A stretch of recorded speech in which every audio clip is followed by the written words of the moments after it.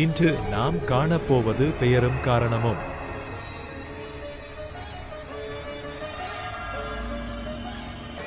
சோழவந்தான் மதுரையிலிருந்து சுமார் 23 கிலோமீட்டர் தூரத்தில் அமைந்துள்ளது. சோழவந்தான் மதுரை மாவட்டத்தின் முக்கிய விவசாய நகரமாகும். இது பண்டைய பாண்டி நாட்டின் முக்கியமான மற்றும் சிறப்பான ஊராக இருந்தது. இதன் சிறப்பாக வெற்றிலை சாகுபடி அதிகமான அளவில் பயிரிடப்படுகிறது. இந்த இடம் இயற்கை அழகு மிகுந்த இடமாக திகழ்கிறது. முன்காலத்தில் சோழ மன்னன் மதுரையின் மீது படையெடுக்க முடிவு செய்தான். அவன் தனது படைகளுடன் போருக்கு வருகிறான்.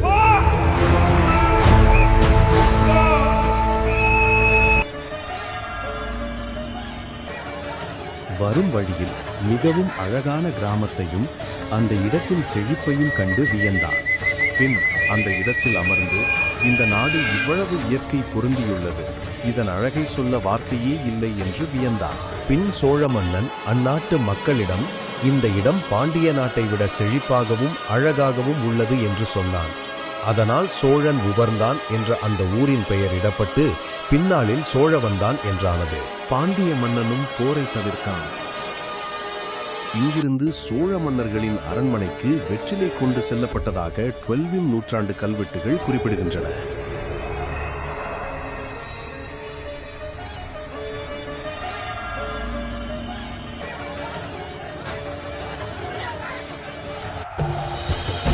இது போன்ற வீடியோ பார்க்க ஃபாலோ மற்றும் சப்ஸ்கிரைப் செய்யவும் நன்றி.